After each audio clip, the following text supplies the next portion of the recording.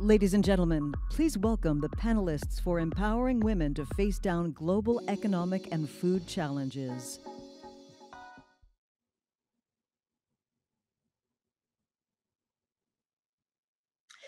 Hello, I'm Elise Labott of Foreign Policy Magazine, and it's great to be with you at Concordia to talk about how we do empower women to face down global economic and food challenges. I think this conversation is so important because, as we know, women are at the backbone of every society, but particularly in vulnerable societies, they're the nurturers, the caregivers, often the breadwinners. Yet they face incredible obstacles just for being women. And so, if we lift them up, if we empower them, we can lift up societies and economies. I'm so excited to have this conversation brought to you by CARE's Corporate Council, a group of 20 companies committed to advancing gender equality. Last year, CARE, the global humanitarian NGO, conducted a global survey through which 6,000 women around the world made clear that the impact of COVID 19 on their lives was nothing short of catastrophic. Among the key observations, women jobs and livelihoods were worse hit because the majority who work in the informal sector and in low paid or part time jobs are women. They're the first jobs to disappear, and they usually do not come with legal or social protections. Even pre COVID, women were doing 3 times as much unpaid care work as men. The pandemic has added an extra 2 to 3 hours of care work per day due to sick family members, school closures, and being the teacher. Many left their jobs due to the surge in care work, and this has increased economic hardship and also affected their mental health. When times are the toughest, they're the last to eat and the first to suffer, women and girls. This is resulting in negative long term impacts on their health and the health of newborns.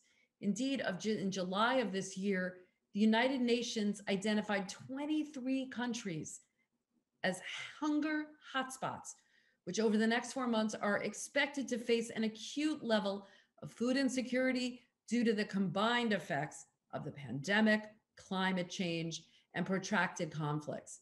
Finally, we've seen what we call a shadow pandemic. Gender based violence remains one of the most brutal and barbaric barriers to human progress. Here, I'm not only talking about dramatic spikes in intimate partner violence due to lockdowns, violence which was already at pre pandemic levels prior to COVID, with 1 in 3 women experiencing violence in their lifetime, but also child forced marriage, since for some, having one less mouth to feed is a life and death calculation, not a choice. We are at a global crossroads where inaction on both hunger and gender equality has never looked more costly for both hunger and gender equality. We're at the risk of rolling back hard gains in gender equality over the last 25 years and seeing millions push back into extreme poverty. This is not the legacy that any of us want to pass on to future generations. So, today we're going to look at the solutions that companies, governments, and NGOs can take to turn the tide for the better. There could be no better group of people to join me than my distinguished panelists we have here today. I want to welcome Michelle Nunn, President and CEO of CARE USA, Taryn Barclay, Senior Director of Strategic Partnerships and Stakeholder Engagement at Cargill, Sylvia Cruz Vargas, Director of International Programs at Pepsico Foundation, and Rosita Najmi, Senior Director and Head of Social Innovation at PayPal. Welcome, everybody. So, Michelle, let me start with you. CARE puts women and girls in the center of its work because we know we can't overcome poverty until all people have equal rights and opportunities. We've seen the disproportionate impact of the pandemic on women and girls, and this includes increasing risk of famine. So, what is CARE seeing on the issues of hunger, and how do we get a multi sector response? What should they strive to achieve? Yeah, well, thanks so much, Elise. And it's great to be with this terrific group of folks that I think can both recognize the enormous challenges, but also can turn our attention to some of the solutions that are before us that center women and girls and their leadership. So I should start by saying that when we did that survey that you referenced of 6,000 women around the world, that the number one issue for those women was issues of hunger. And as you can imagine, if you don't know how you're going to feed your family, that is going to be your primary concern. And we do see, as you also referenced, 23 hotspot countries where we have over 41 million people who are at risk of sliding into famine. So that is acute hunger. So we really do have to address the tremendous humanitarian crisis that is before us.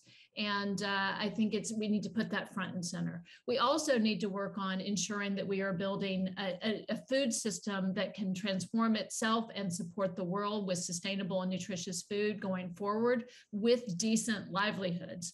Actually, we all know the UN Food System Summit is coming up on Thursday of this week, and that I think what most people don't know is that over half of the world's population depends on people whose livelihoods are generated from the food system. Yet they are often the most poor and those who are receiving the least nutritious food, those who are producing our food. So we need to make sure that we have equitable livelihoods. We need to work with the private sector to ensure, again, that we have living wages and that we eliminate worker exploitation. And that's going to take a multi-sector endeavor. And you talked about this multi-sector importance. I just want to point out that we are not going to be able to solve these big problems without the private sector, government, civil society coming together. I know we're going to be able to talk about this, but one example of that is the Care She Feeds the World program that we've launched with Pepsico, focused on smallholder farmers. We know that if women who were farming had equal access to water, seeds, land ownership, markets, that we could feed 150 million more people. And the partnership with Pepsi is intended to work with 5 million partners who are smallholder women farmers to transform their capacity. And hopefully we can go to 50 million and hundreds of millions more after that. So that's just the beginning. Well, and I think we've seen through the pandemic that the government has seen that it really needs to be a multi-sectoral approach. And I think that's one of the, if we can call it a silver lining, that there is a lot more outreach to NGOs and to governments for everybody to work together. Taryn, Cargill is a global food, agricultural, industrial, and financial company working in 70 countries. What is Cargill doing to lift up farmers to help them build sustainable, resilient farms? And in what ways are you supporting women? And why do you think it's important to invest in women in the agriculture and food space? Thanks so much, Elise, for the great question. At Cargill, we view agriculture as an opportunity because we know that agriculture is how we'll ensure a safe, responsible, and sustainable food system. To feed a growing population and protect our planet, we need to celebrate and elevate the farmers who are transforming systems. And we also need to collaborate across the supply chain with farmers, ranchers, customers, and partners to scale solutions that can drive lasting change. And coming back to that key aspect of partnership, we're really fortunate that Cargill and CARE have partnered for a really long time, over 50 years, and we've worked across 31 projects in 12 countries. And because of our global presence in these agricultural communities and our long-standing partnerships, we've really learned many things, especially the fact that when you focus and elevate on female farmers and give them the opportunities, the whole community flourishes. It's these learnings that have actually shaped our current phase of engagement with CARE. Michelle referenced the She Feeds the World initiative that I know Pepsico is very closely involved in. And that's something we've tried to align this next engagement phase to really focus on women in agriculture. We want to help improve their productivity, but improve their profitability, supporting sustainable agricultural practices, ensuring that access to markets, and also thinking about how we can build more resilient communities, because we think about farmers as one part of a broader community, and we try to take a holistic approach to look at the multiple set of interventions that we need to implement in order to ensure that success. Yeah, I really don't think that people think enough of, farmers as part of this larger kind of issue on, the whole chain of supply chains and food security. Sylvia, many people think of PepsiCo as just a beverage company, but we know PepsiCo actually has a broad footprint in agriculture as well. So what are PepsiCo and the PepsiCo Foundation doing to create systemic change and transform the way food is grown, processed, sold, and consumed? Why is it important for this work to be so inclusive? Elise, good afternoon, and panelists, good afternoon, and good afternoon to the audience as well. PepsiCo is a company with deep roots in agriculture. We are using more than 25 crops sourced from over 7 million acres across 60 countries. We rely, as with many of you, on a sustainable planet to grow the ingredients that go into our products. Hoping and helping to meet the challenges that are in agriculture today is a key focus for us. Last week, our company announced PepsiCo Positive, which is a new sustainability vision to transform the way we grow and create value throughout our supply chain. As part of that broader vision, there is a livelihoods goal that I want to talk about today and also hone in on the work of the PepsiCo Foundation. We are going to work to improve the livelihoods of 250,000 people in our agricultural chain, including initiatives like She Feeds the World that empower women through agriculture by 2030. She Feeds the World started with the PepsiCo Foundation and CARE back in 2018. We took about 12 months of good discussions and thought leadership analysis as to where we will run the program together. And in 2019, we decided to start with a multi-local approach with a program in Peru, a program in Egypt, and a program in Uganda to test the case for innovation, test the case for access to nutrition, access to water, and economic opportunity in different communities around the globe. As Michelle noted, our overall goal, which is beyond numbers, is to ensure that 5 million women and their families have access to financial resources and a better crop and yield in the years to come.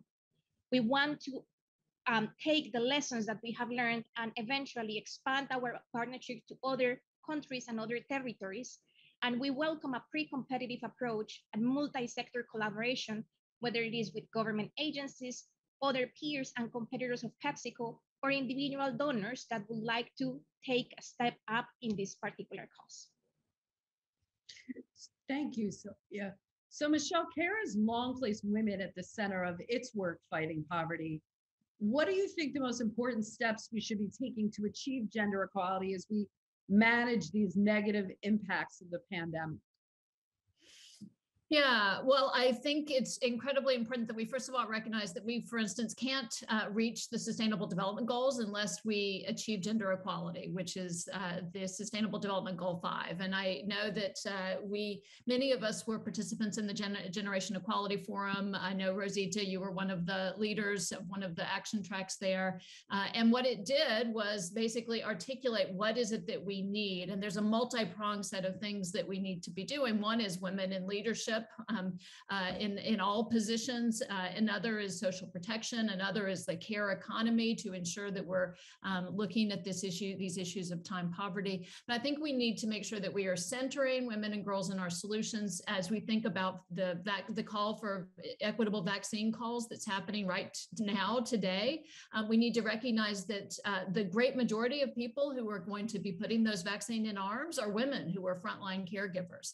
We also need to recognize that women are the smallholder farmers that will transform and can transform the system, or that there are almost 1 billion women that don't have access to banking. And so CARE, for instance, works in partnership with a number of companies to ensure that we, through savings groups around the world, can engage women in the capacity to build their access to finances. And those are just some of the starts, but I think we have to recognize the centering of gender equality and then incorporate it into multi-sector solutions, like some of the ones that we've talked about here today.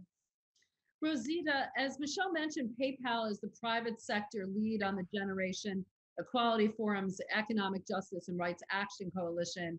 And we've seen that PayPal is interested in helping build a more inclusive society as well.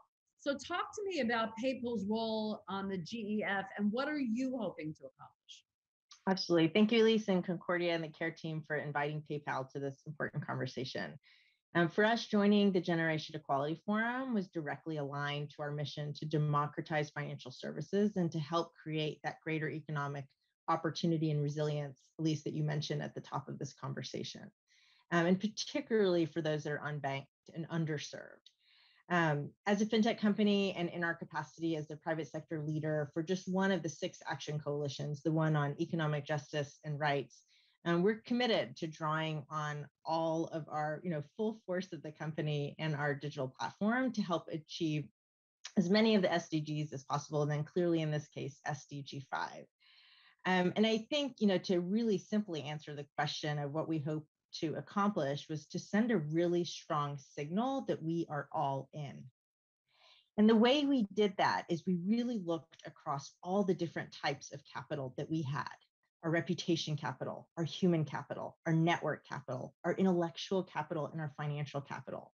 We lended our voice to advocacy to help raise awareness, create urgency, and create prioritization for people to engage in the Generation Equality Forum process.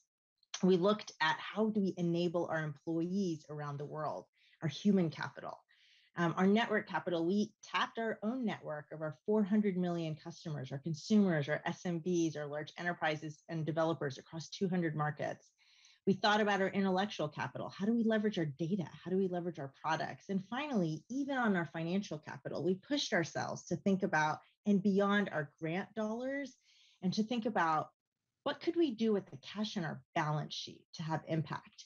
And so as many people have heard, we made a commitment back in June together with many others that totaled over $4 billion.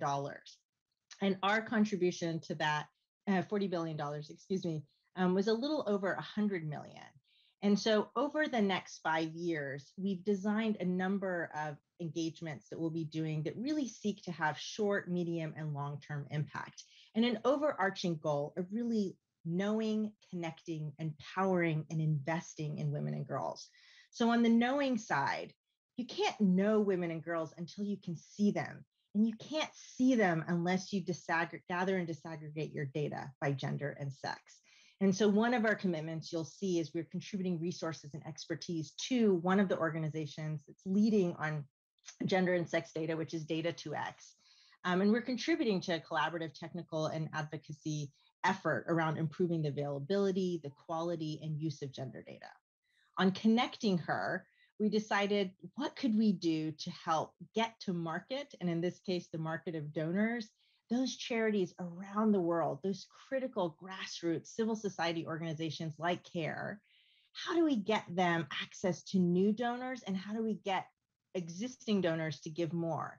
And so we have a concentrated effort that by 2023, across 34 countries, we're going to really actively recruit more SDG 5 focused charities to get onto the PayPal Giving Fund platform, which will allow them to get access to new sources of funding. And on top of that, we're going to help make that fundraising go faster by contributing different incentives at a minimum of $1 million across the next 5 years to help encourage those donations to come in more quickly and hopefully in larger sizes. On empowering her, we looked at our employees and realized there's a ton of intellectual capital and knowledge. And across 22 countries, including our employees in Brazil, China, Guatemala, India, Mexico, and Philippines, we've committed over 10,000 hours of capacity building and skills-based volunteer services.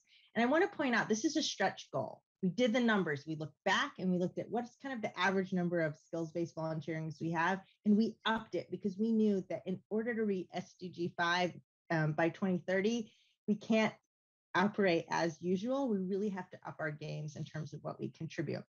And finally, our other investments of commitments that we're making is really looking at decent work. And in that way, looking at our own annual assessment of our policies around benefits regarding pay equity, paid leave, caregiver support, and workplace sexual harassment prevention, and making sure that we're not just meeting best practices, but exceeding those. And on the investor side, as I mentioned, we looked beyond our grant dollars and thought about what do we do with our cash? And so we're committing $100 million of our capital, our cash on our balance sheet, towards making sure where we put our money has the greatest impact it can have towards SDG 5. And on top of that, another $7 million that seeks to advance access of microloans to those women entrepreneurs that my colleagues from Pepsico, Barclay, in the previous session were talking about empowering. Taryn, Cargill has been instrumental in responding to needs faced by women and their communities. Can you share a couple of key learnings from those partnerships supporting women in this context? How does business best partner to address economic crisis and food insecurity faced by women globally? Yeah, I think if there's ever been a year of learning, it's been this last one. And what comes to mind with your question, Elise, is actually our work in Central America. Not only did the region have to confront the impact of the pandemic, but also the catastrophic hurricanes Eta and Iota that made landfall in the region in 2020. And it was incredible how quickly our respective teams responded. I think a testament to the longstanding nature of our relationship across the region. We've long had a program called Nourishing the Future, over a decade long, that's been implemented in Central America. So through that longstanding engagement with those communities, Cargill and Kay were able to quickly help smallholder farmers recoup some of the losses and impact of those hurricanes. Nourishing the Future supports rural and micro-entrepreneurial producers and their families with a really strong focus on women.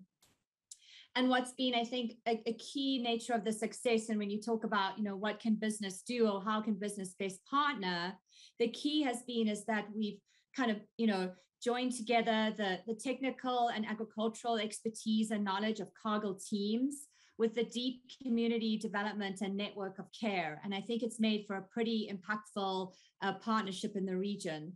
It's enabled producers, particularly women, to have that, ready access to market information, to have training and sustainable practices, and to really have that access to markets. And for me, that's the best way I think that business can partner with others, really leveraging the unique contribution and skills of private sector with the critical community development experience of a partner like CARE.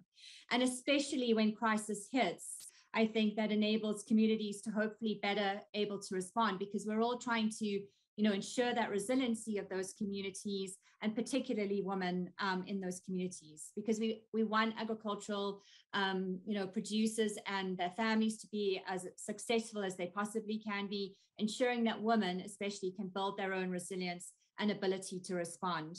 And I think, if anything, this year has also taught us a great amount of agility and adaptability, because we've also had to think about how we change programs to respond to changing circumstances, and ensure that we were really working, at country teams within our global teams. And that's really been the true testament of our collaboration with CARE. It's really operated at so many different levels and had such deep relationships, both locally in the supply chains and communities we operate, but, across our regional and global teams. Sylvia, PepsiCo Foundation has numerous programs running all over the globe. Talk to me about how programs and new investments have been informed by the context of COVID, and what your best practices have been. Of course, we've seen the tremendous impacts of COVID all around the globe. We work across 200 different countries, and each country is different and each country is special. On the topic of best practices, I will say involving the full efforts of the enterprise has been critical for us, as well as balancing the short-term needs with the long-term needs. For example, we work with Michelle, her teams in Vietnam and in Thailand to put together a program that deliver meals over the next 90 days for those communities that were under complete lockdown. It was a tremendous success in those particular communities. And then we saw at least something that we were talking about, tremendous degree of celebrity engagement, almost creating this viral movement to which led to a ripple effect, giving more meals to more communities. Similarly, balancing the long term, we reflected with the different care teams across Latin America, and we decided to migrate the Chief Feeds the World trainings to a virtual methodology. Even though we knew that some of those virtual techniques may not have been completely backed by academy or by science, our local teams were recommending that we transition to meet the demanding generation as well as the needs of those smallholder farmers in country. I will say trust, transparency, as well as kindness have been the best practices of this partnership.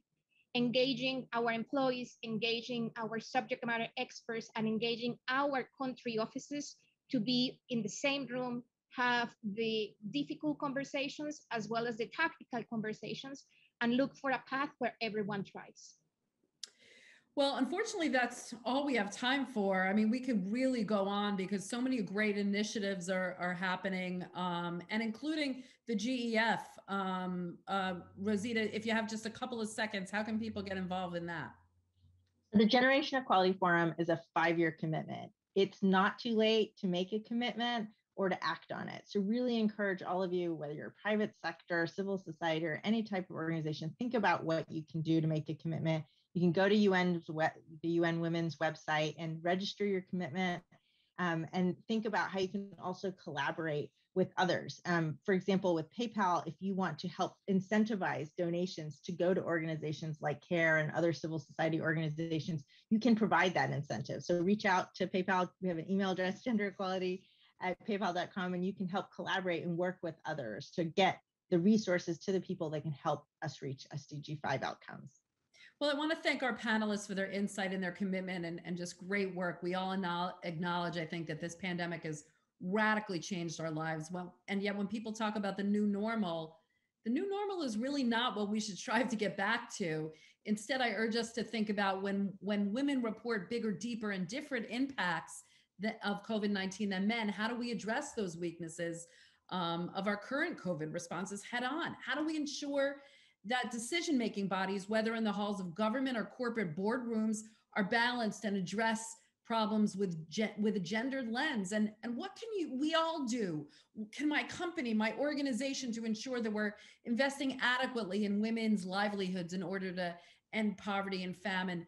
Listening to women's voices ensures more effective COVID-19 responses for everyone. We have to make sure that women and girls are at the center of our programs, whether in government, the private sector, NGOs, academia. I want to thank Rosita, Taryn, Sylvia, and of course, Michelle Nunn of CARE for joining me today. And thank you to Concordia for hosting this critical conversation. We all have still a lot of work to do together. Thank you.